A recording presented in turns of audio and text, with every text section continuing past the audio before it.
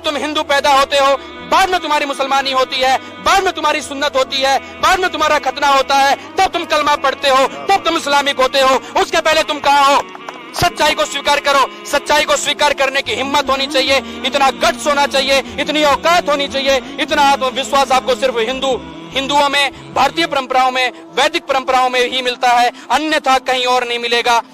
जब पैदा इंसान होता है उसी वक्त क्यों नहीं खतने के साथ पैदा होता है?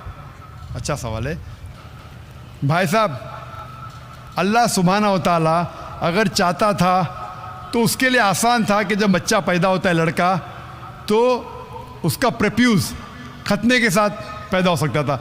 सो मेडिकली जब बच्चा पैदा होता है, this prepuce acts as a protection, तो मेडिकली अच्छा है, पॉइंट नंबर 1। लेकिन पैदा होने के बाद इस प्रेप्यूज को काटना, खतना करने के कई फायदे हैं। और इससे ये पता चलता है जब एक लड़का या आदमी की खतना होती है, उसके बहुत कम चांसेस है to have cancer of the penis. Penis के कैंसर होने के चांसेस बहुत कम हैं। आज की साइंस ये कहती है कि अगर खतना नहीं होगा तो कई बीमारियां पीनस की हो सकती है। They can be inflammation of the पीनस, कई बीमारियां हो सकती है।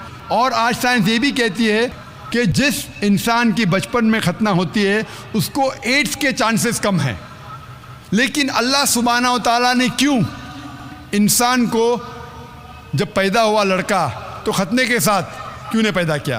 पॉइंट नंबर 1 मैंने कहा कि मेडिकली इट प्रोटेक्ट्स, जो प्रोटेक्शन नहीं रहेगा। और दूसरा, ये अल्लाह के रसूल की सुन्नत है। उनने कहा कि लड़के की खतना होना चाहिए। अल्लाह ताला देखना चाहता है कि आप उसके पैगाम पे अमल करते हैं क्या नहीं, उसके पैगाम पे अमल करते हैं क्या नहीं।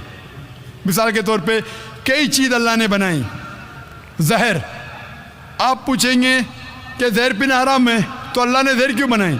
अल्लाह ताला ने कहा है कि आत्महत्या करना हराम है। अल्लाह देखना चाहता है कि आप उसकी तालीमात पे अमल करते हैं क्या नहीं, उसके अहकामात पे अमल करते हैं क्या नहीं। तो ये भी आपके लिए टेस्ट है कि do you follow the teachings of Allah and his रसूल और नॉट।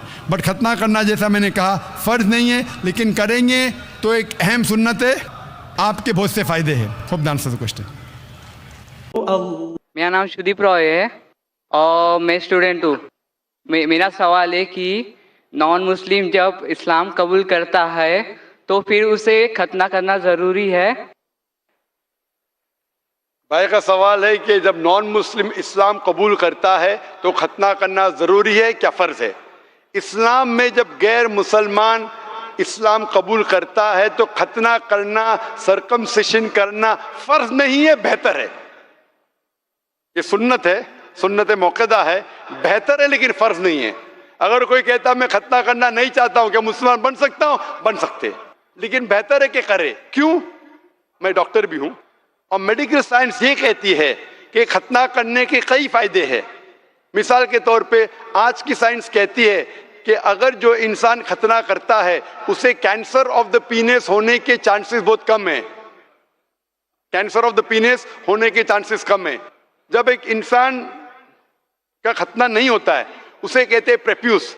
ये प्रेप्यूस के वजह से कितनी निजासत रहती है।